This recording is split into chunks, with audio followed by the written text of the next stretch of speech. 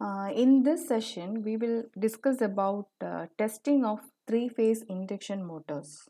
Okay, these two tests, which we call as no-load test and blocked rotor test, it is very important. These tests are used for determining the equivalent circuit of a three-phase induction motor. Okay, now let's start with the first one, that is no-load test. Now this shows the circuit arrangement for doing the node load test of a three-phase induction motor. Okay. Now here you can see the stator, and to the stator a three-phase AC supply is given. We can take this as R phase, Y phase and B phase, and here you can see the rotor also. So the rotor is kept inside the stator.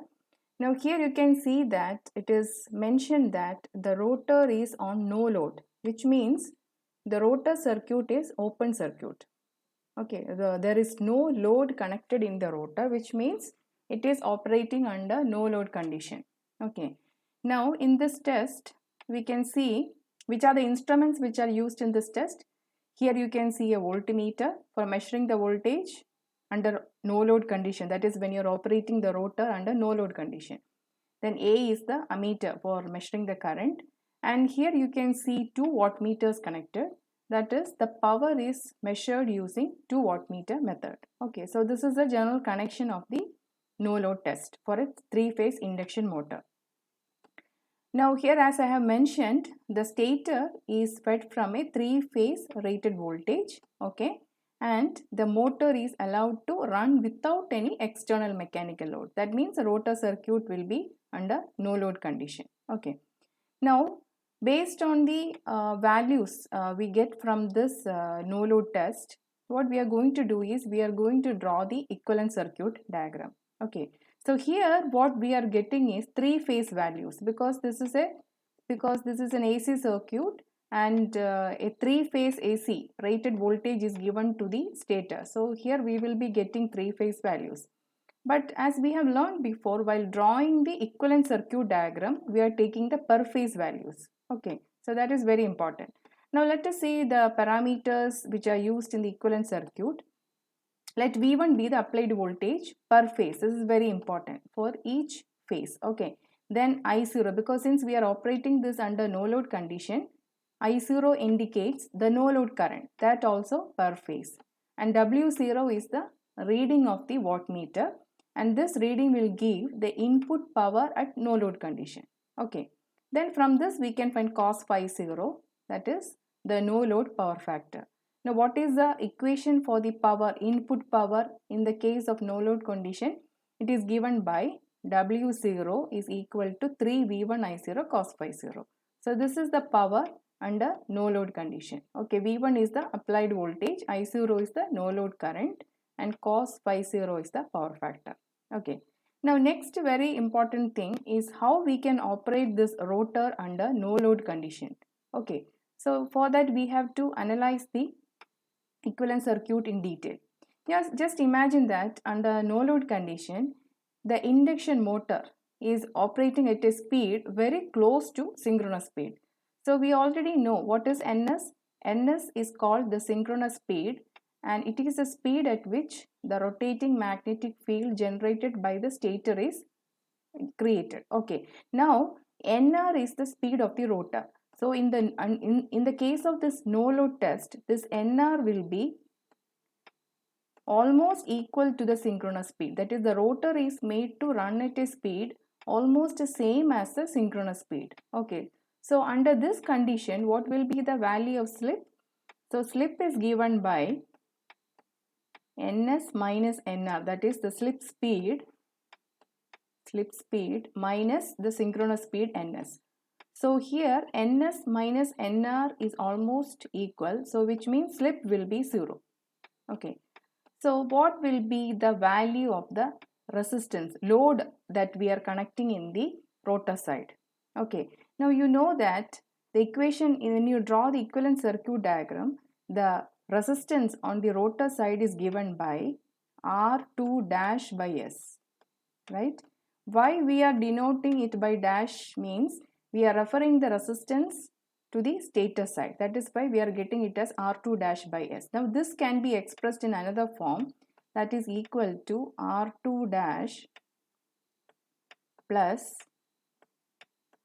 R2 dash into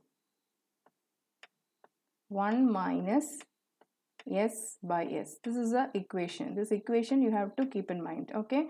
And we are actually splitting this expression into two, okay? Now this represents the rotor resistance referred to the stator side, okay? That is why we are denoting it by a dash. And this represents the load, and we can write it as RL dash, okay? Now as I told, now the rotor speed NR is approximately equal to the synchronous speed. So the value of slip will be 0. So what will be the value of RL dash now? Now this RL denominator is 0, right? So a fraction where the denominator is 0 means this RL dash will be infinite. Its value will be very high. So you can call it as infinite. So resistance is infinite or resistance is very high means what will be the current flowing through that? The current will be 0. Okay. So the current is equal to 0. What is that condition? That is the open circuit condition. Open circuit condition. Okay. This is how the rotor circuit is operating under no load condition, because it becomes almost like an open circuit. Why?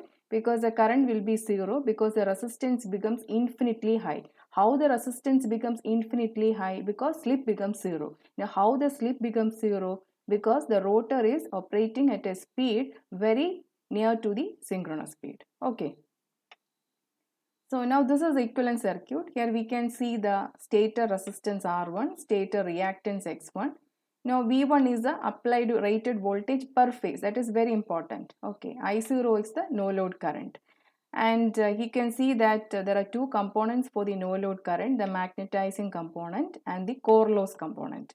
This core loss component IE is very important. Okay. In the case of three-phase induction motor, the losses that we will see later, there is stator copper loss, then rotor copper loss, then iron loss, windage and friction loss. So many losses are there. That also we will consider. Now here you can see that the rotor circuit is open circuit, because you cannot see any rotor resistance or rotor reactance here, because this is operating under open circuit. Now from this, from the values we obtain, we can calculate. So suppose if this I0, if we get the value of I0, we can calculate IM and IE, right? So you know that from the no load test, we are getting the values V1, I0, W0. So using that values, we can calculate IM, magnetizing component of current, and the core loss component of the current. Okay. Next, how will you find R0 and XM? So this equations already we know. R0 is given by V1 by IE and XM is given by V1 by IM. Okay. So this is actually, you can take it like this, because since the current, see here, this current is very small, I0. So that means this drop can be neglected. The voltage drop across this can be neglected. Okay, that is why we are taking this R0 as equal to this voltage. This voltage is what? This voltage is V1. V1 by IE, and XM we are taking as what? V1 by IM. This is because this voltage drop is negligible because of the very low value of the current I0. So using that, we can calculate the values of R0 and XM. Now next important thing is that under no load condition, as I mentioned before, we get the no load. That is, under no load condition, the input power is given by 3V1 I0 cos phi 0. Okay, this is the input power under no load condition. Now what will this power be used for? Okay, so there are three components for this. First, stator core loss. There will be iron loss or core loss, which consists of hysteresis loss and eddy current loss. Then there will be copper losses in the stator winding and also friction and windage losses. Here we are considering only the losses in the stator side, because rotor side is open circuit. So the input power, whatever power which we are giving to the three-phase induction motor, that can be measured using the wattmeter, and that equation is what? W0 is equal to 3V1 I0 cos phi 0. Okay, so that will account for stator core loss, stator copper loss, and friction and windage losses. So this is about the no load test. Okay, so next we will move on to the blocked rotor test. And this blocked rotor test, it is similar to the short circuit test in the case of a transformer. Okay. Now in this test, the rotor is blocked. That means rotor is held stationary. Rotor is not rotating. That is the first condition.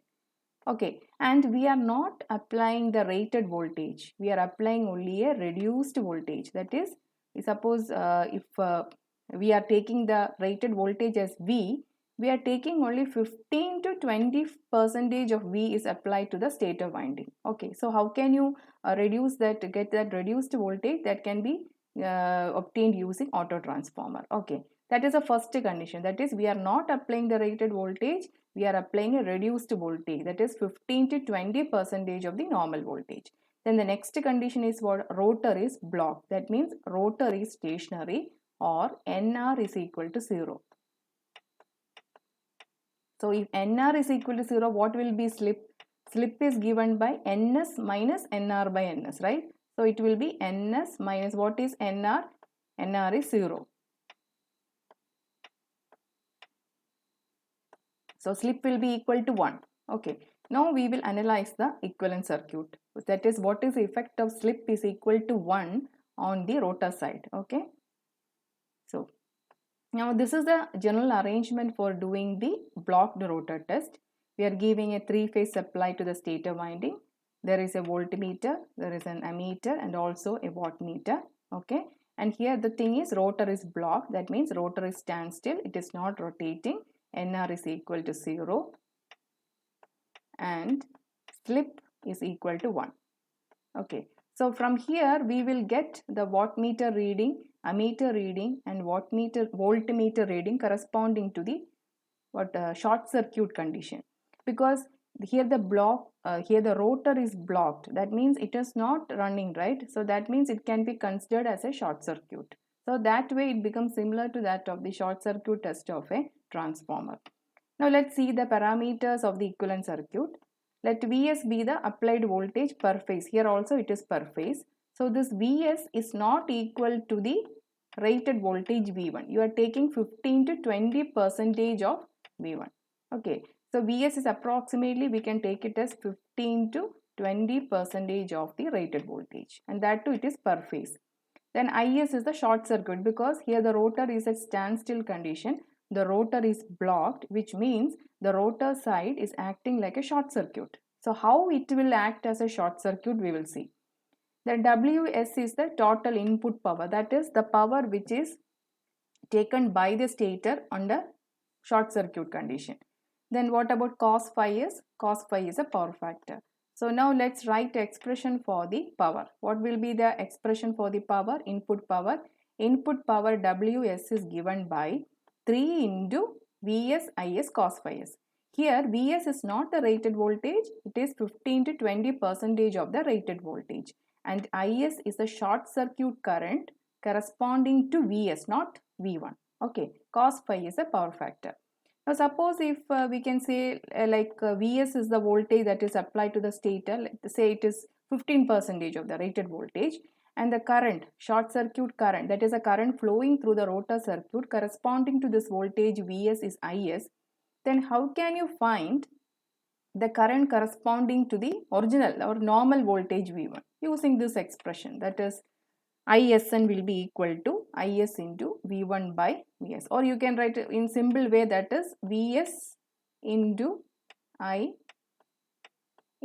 that is equal to V1 into Is. Using this expression we can find the value. Okay.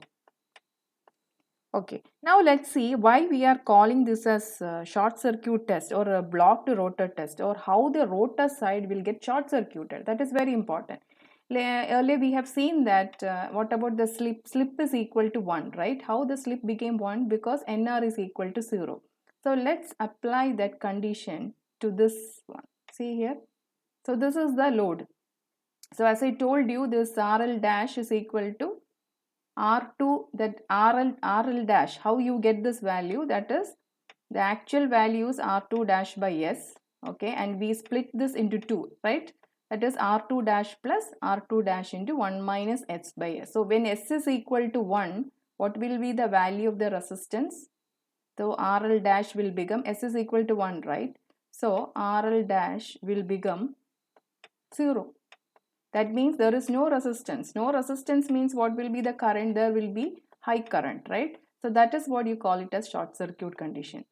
So you can say that now the rotor side is under short circuit condition because the resistance is 0. Okay, how the resistance became 0? Because slip is equal to 1. How the slip became equal to 1? Because the rotor is not rotating, okay, and its speed is 0. I will write it one more time. That is, the speed of the rotor is 0, okay, and therefore the slip is 1, and we apply the condition slip is equal to 1 in this particular equation, you will get RL dash to be 0. That is how it becomes a short circuit condition. That is, maximum current will flow. Now if you see here, this is the equivalent circuit on the rotor side. Here we can see Vs is a stator voltage. Okay, now the stator winding resistance and reactance, it is combined here, that we will see. Okay, this is I0S. What is this? This is a no load current flowing through the shunt branches under short circuit condition. Okay, so this is R0, this is Xm. Now let's see the resistance. Okay, so Vs, here it is written as Vs. This corresponds to 15 to 20% of the rated voltage V1. And what is Is? Is is the short circuit current that is flowing through the rotor circuit corresponding to the voltage Vs. Okay, now what is R01? R01 includes the resistance of both stator winding and rotor winding. So R01, the meaning is resistance referred to the total resistance referred to the stator side. That is equal to the resistance of the stator winding plus resistance of the rotor winding referred to stator side. You can write it as R2 dash, and this R2 dash is same as R2 by K squared, where K is a transformation ratio. Similarly, you can write the reactance of the equivalent circuit also. That is, reactance X01 is equal to X1 plus X2 dash. Okay, where X1 represents the reactance of the stator winding and X2 dash represents the reactance of the rotor winding referred to the stator. Okay, so this is similar to that in the case of a transformer. Only thing is that here we talk about stator and rotor, and transformer we talk about primary winding and secondary winding. Okay, so R01 represents equivalent resistance referred to the stator side, and X01 represents the reactance referred to the stator side. Okay, X1 is the reactance of the stator winding, X2 dash is the reactance of the rotor winding referred to the stator. Here you can see that this is a short circuit because the resistance is 0 and the current is, what is the current? Current is given by Is, that is a short circuit current. Okay, so this is how, using the blocked rotor test, you can draw the equivalent circuit. The complete equivalent circuit can be drawn because, like, first one we draw the shunt branch values. Later on we can draw the the total equivalent resistance as well as the reactance. Okay, from this we will see how to calculate the values. That is, so we are applying a voltage Vs, so you can calculate the Vs value using the voltmeter. Then also this current is very small, Ios. Okay, because we are applying a very low voltage, so that means the under short circuit conditions, the no load current, we can actually ignore this part. This part we can actually ignore. Okay, so Vs by Is will give what? It will give the impedance. That impedance means it includes both the resistance and reactance of the stator winding as well as the rotor winding. Okay. Now how can you find R01 and X01? So this is expression, that is R01 is equal to Z01 cos phi s, or R1 plus R2 dash. What is R01? R1 plus R2 dash. R2 dash is equal to R2 by K squared, where K is a transformation ratio. Similarly, X01 is equal to Z01 sin y. These things you get from this impedance diagram, something like this. Okay. From here you will get, suppose if we take it as phi s and this as R and this side as X and this as Z. Using this diagram you can get the values of R and Rx and Z. Okay.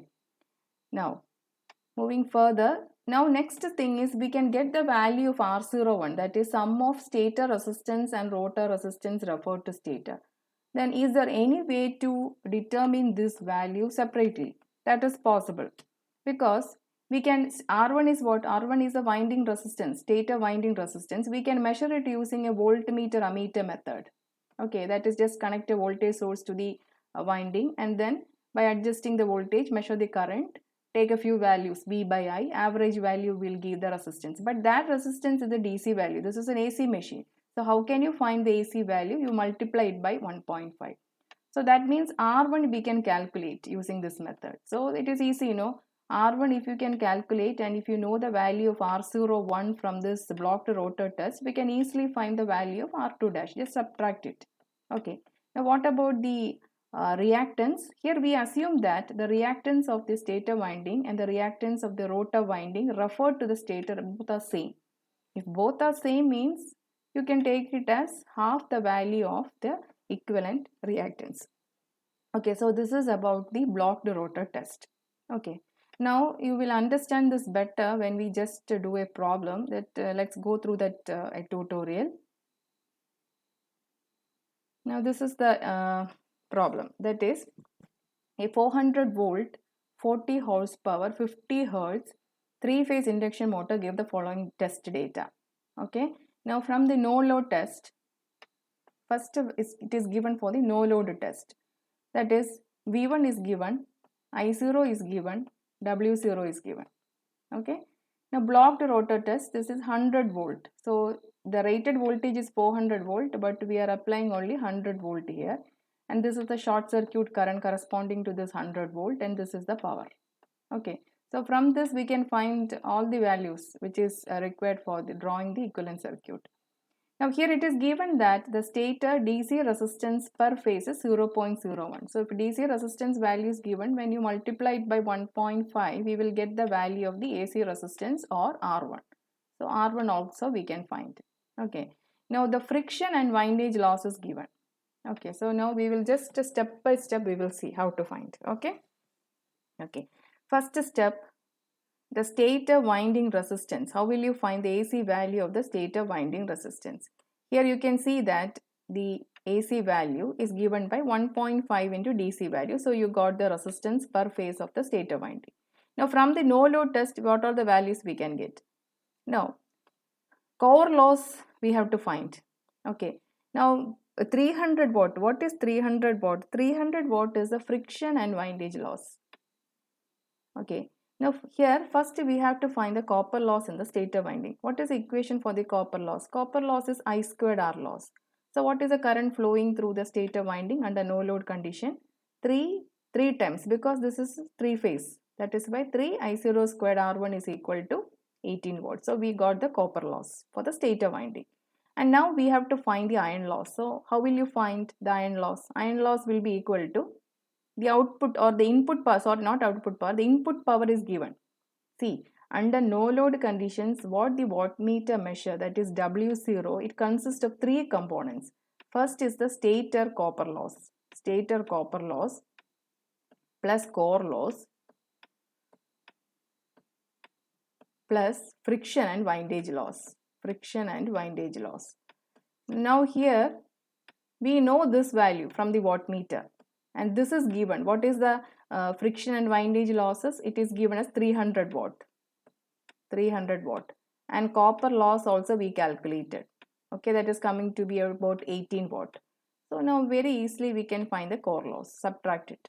So core loss per phase will be 882 watt. How did you get this? The input power, it is given. See here, the input power is given here, 1200. So 1200 minus 18. What is 18? 18 is a copper loss minus windage loss. So you will get the core loss. Okay. So now we have to find the, because when equivalent circuit we are drawing, we are taking it per phase. So what will be the per phase value? Core loss or iron loss per phase divided by 3. Then you will get this value. Okay. Now we have to find the applied voltage V1. As I told you, in the how, what is the value of V1 given here? 400 volt. This is a line value, line voltage. So you have to convert it into phase value. Okay. So you divide it by root 3. Why? How you get this? Because V phase is equal to VL by root 3. From using that equation, we will get the value of V1. Okay.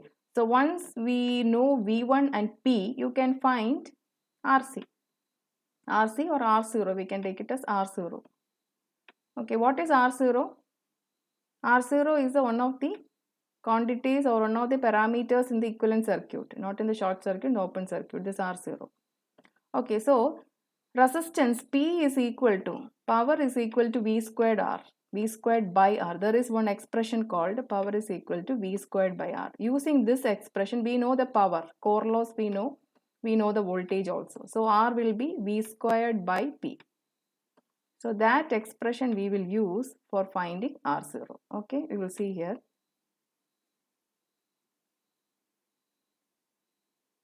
See, R square is equal to V1 squared by core loss per phase you have to take. Okay, because 3 phases we calculated, divided by 3, you will get 290 for this one. So this will be the R0. Now cos phi 0 we will get from the no load test. 3 V1 I0 cos phi 0 is equal to the input power 1200, which is its expression 3 V1 I0 cos phi 0 is equal to W0. So W0 already we get from the no load test. So from that we can find the value of cos phi 0. So once we get the value of cos phi 0, we can find phi 0. Once we get phi 0, we can find x sum. So these all equations are same like that in the case of a transformer. Next we will move on to the blocked rotor test. So here it is given not the rated voltage, that is a small voltage which is applied, Vs. So maybe it is 10 to 15% of the applied voltage. So we convert it into phase value. Short circuit current is given. Okay, now we can find the impedance. What is impedance? V by I. So we get the value of impedance also. Now this rotor, neglecting iron loss or core loss under blocked rotor condition, because it will be very negligible, we will calculate the copper loss. What is copper loss equation? I squared R. So it is 3 phase. So 3 into Is squared into R01. Here we are taking only R because it is copper loss. Okay, so it is equal to 2750. Okay, so Is we know the value 45 and okay, 1 second. Okay, so here we are getting the copper loss value 2750. Okay, from that we can calculate R01. Okay, now R01 consists of two parts like R2 dash and R1. R1 we calculated earlier. Where did we calculate R1? See, R1 we have already calculated. Okay, now this 2750 value, copper loss, that is given in the blocked rotor test. That is what we are substituting here. Okay, so from this we can get the value of equivalent resistance. Okay, it's 0.45 ohms.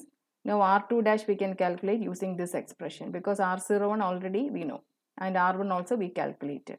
Then X01 is very easy, using this expression, that is R squared plus X squared is equal to Z squared. So using this expression we can find X. Okay, now how will you find the reactance separately for rotor and stator? We assume it to be half, right? So that is how we get this value.